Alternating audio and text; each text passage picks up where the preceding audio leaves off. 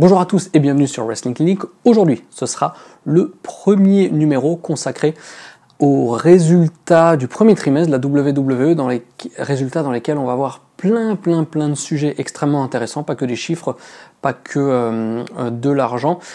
Ces résultats, ils ont été publiés le 25 avril dernier, lors d'une grande réunion avec les investisseurs et tous les partenaires de la WWE, lors d'une grande conférence. Et donc voilà, dans ce premier épisode, on va d'abord faire un état général de la WWE par rapport aux attentes que l'on avait avant cette conférence. Alors bien entendu, malgré les très mauvaises audiences, le moral est plutôt OK. Parce qu'on sait qu'au mois d'octobre, il va y avoir SmackDown qui va être diffusé sur Fox. On sait aussi qu'il y a des négociations qui pourraient déboucher sur des très gros contrats qui sont en cours en Inde. Donc voilà, on sait que même si le début 2019 peut être un petit peu difficile au niveau des sous-sous, ça va vraiment se débloquer à la fin de l'année. Par contre, on a l'impression qu'un petit peu les investisseurs commencent vraiment à regarder un petit peu en détail qu'est-ce qui se trame derrière les chiffres de la WWE, parce que suite à cette conférence, même si on sait qu'à la fin de l'année ça ira mieux, eh bien l'action a quand même perdu 15%, donc ça veut dire qu'il y a dans un certain sens une perte de confiance en la WWE, et c'est vrai que d'habitude l'espèce de bullshit commercial de Vince McMahon, il arrive à convaincre les gens qui connaissent en fait que dalle au catch, qui vont se dire ah oui bon bah d'accord, s'il dit ça c'est qu'il sait un petit peu de quoi il parle.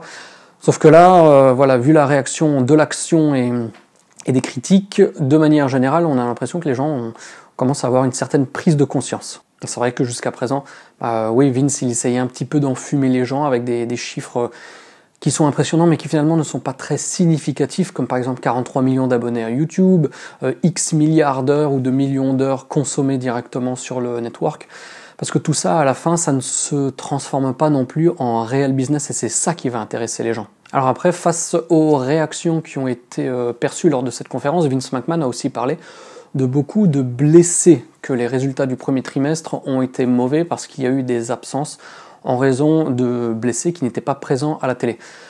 Franchement, ça aussi, c'est de la grosse connerie qui a presque réussi à convaincre certaines personnes. Sauf que, moi je suis désolé, les blessures, ça n'a aucun impact, ça ne devrait avoir aucun impact, et franchement, ça n'a aucun impact.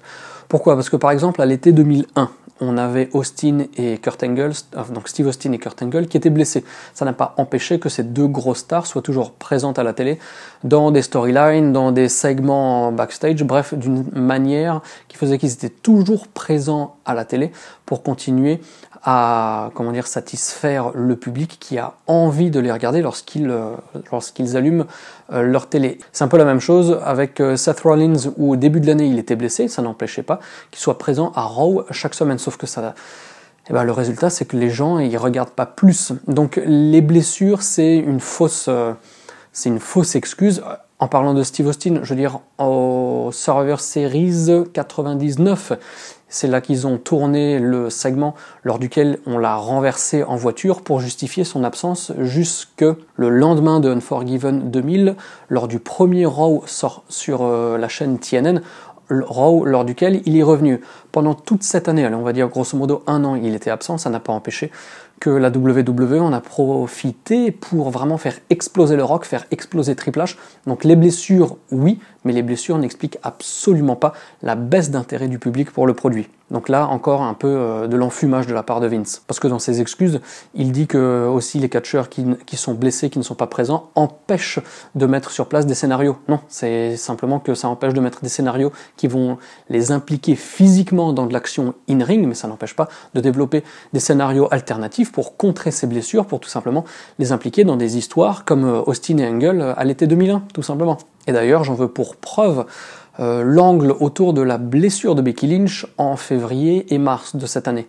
Elle était blessée, donc elle était plus présente dans le ring. Ça n'a pas empêché la WWE de faire des storylines autour de Becky qui était blessée, qui réintervenait lors de shows, et on a bien vu que ça a permis de générer de très bonnes réactions du public, que ce soit à la télé ou en house show, parce que c'est vrai qu'il y a eu des house shows aussi où une Becky Lynch, entre guillemets, blessée, venait sur des béquilles, venait foutre le bordel pendant les shows, et les gens, ils étaient super contents. Donc le fait que Vince donne cette excuse, c'est vraiment exposer la bullshitterie du truc, parce que il suffit de regarder ce qui s'est passé à cette même période de l'année avec des gens qui étaient blessés niveau storyline, parce que qu'ils soient blessés réellement ou storyline, ça change rien. On peut quand même les impliquer, comme je le disais, dans des scénarios alternatifs qui vont permettre de toujours les balancer à la télé. Sauf que, à part Becky Lynch qui intéressait beaucoup, en tout cas à cette période, les gens ne s'intéressaient pas au reste. Parmi les autres excuses données par Vince McMahon, il a aussi balancé le fait qu'il y a beaucoup de nouvelles stars qui sont arrivées dans le roster. Alors, il y a deux choses. La première, c'est que à la WWE, aujourd'hui, il n'y a aucune vraie star. Aucune. Ce que j'entends par vraie star, ce sont des catcheurs ou des catcheuses qui font que les gens, votre voisine, Madame Michu, des gens qui ne sont pas fans de catch, vont commencer à regarder le produit WWE. Aujourd'hui, il n'y en a aucune. Il n'y a aucune personne, que ce soit Roman Reigns, Seth Rollins, même Ronda Rousey, quand elle était encore présente, il n'y a aucune personne présente à la WWE qui fait que les gens qui d'habitude ne regardent pas de catch allument leur télé. Et deuxième interprétation, on va dire, par rapport à cette explication, on a fait les cons, on a balancé trop de nouveaux sangs, on a injecté trop de nouveaux talents à la télé, et finalement, ça inonde un petit peu notre produit avec des catcheurs qui aujourd'hui ne sont encore pas du tout établis dans l'esprit des gens. Donc, dans tous les cas, son explication ne tient pas la route, et soit ne tient pas la route, soit est un aveu de faiblesse ou un aveu qui dit que ils ont fait une erreur dans la manière dont ils ont géré les nouveaux talents au premier trimestre de cette année.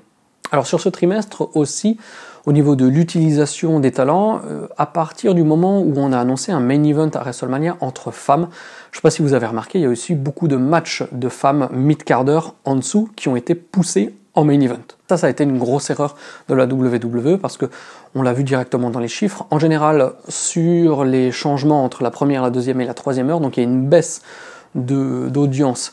Entre la première heure et la dernière heure, je crois que les chiffres sont à 10-12%.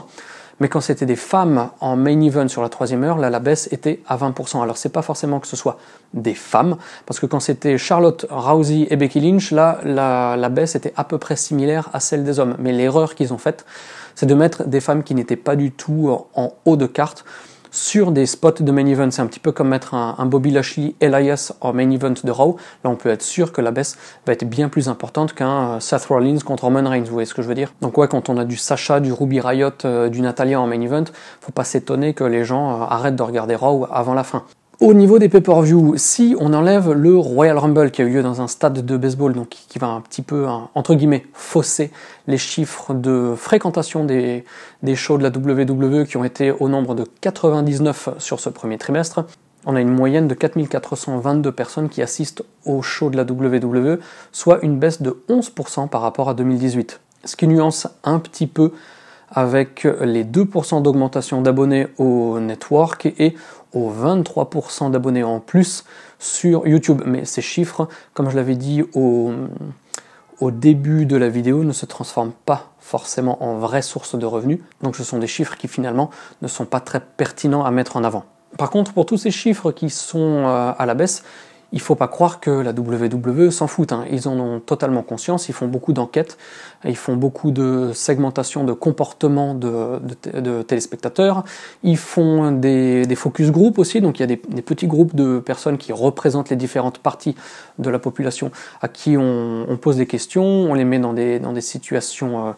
on va dire des simulations de vraies situations, et on voit un petit peu comment est-ce qu'ils réagissent pour essayer de déterminer les tendances qui font que certaines choses ont du succès, et beaucoup de choses actuellement ont beaucoup moins de succès, de moins en moins de succès. Après, Vince McMahon a aussi dit que voilà, on va un petit peu rechanger la manière dont on fonctionne. On a recruté quelqu'un qui vient du milieu du sport, on a recruté quelqu'un qui a travaillé au Cirque du Soleil et à Cricket Wireless, donc c'est, on va dire, l'équivalent de Soch niveau téléphonie pour la France. Mais on en revient toujours au même problème, c'est que tant que les scénarios seront écrits par des gens qui ne font pas partie de ce milieu très spécial et très fermé du catch, ça n'ira pas. Tant que tout ça est chapeauté et dirigé, managé par des gens qui n'ont pas d'historique dans le milieu du catch, ça n'ira pas non plus. Donc c'est des recrues qui, à terme, de toute façon, ça ne fonctionnera pas mieux. Et c'est aussi pour ça qu'il y a toujours cette espèce de turnover où les gens arrivent, des gens très très haut placés, et finalement après quelques années ils sont renvoyés parce que finalement on voit que leur présence n'a pas ramené la vraie valeur ajoutée qui était initialement escomptée. Alors dans les questions qui ont été soulevées pour Vince McMahon, c'est vrai qu'on lui a demandé est-ce que c'est le manque de stars qui pose problème aujourd'hui à la WWE.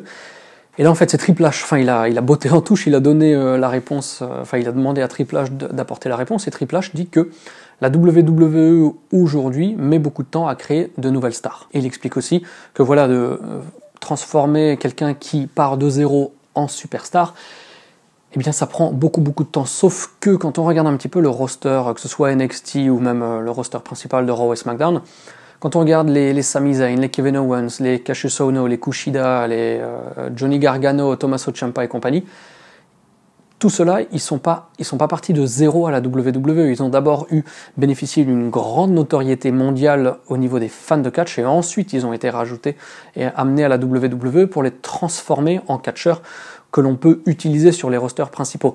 Sauf que le cadre dans lequel ils évoluent ne leur permettra pas de devenir une star. Le seul qui va un petit peu déroger à la règle, c'est un catcheur que j'adore de tout mon cœur, c'est Velveteen Dream. C'est le seul qui, pour moi, déjà est voué à un grand avenir, et c'est le seul qui vraiment part de zéro, parce que je rappelle qu'il a participé à Tough Enough en 2015, donc c'est lui le vrai seul qui part de zéro à la WWE.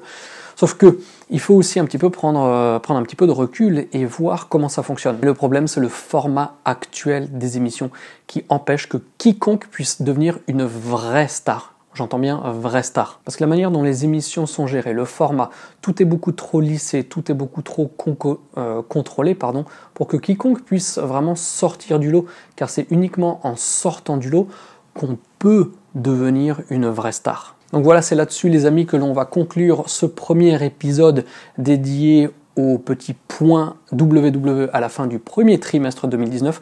Dans l'épisode suivant, on va parler plus de chiffres, avec les audiences, avec de l'argent, et on va voir comment tout ce qu'on vient de mentionner dans cet épisode, on va dire entre guillemets introductif, qui survole et qui ne rentre pas forcément dans les chiffres, mais constate simplement des états de fait, se traduisent par des chiffres financiers et les audiences télé. Donc voilà, merci comme d'habitude pour votre fidélité.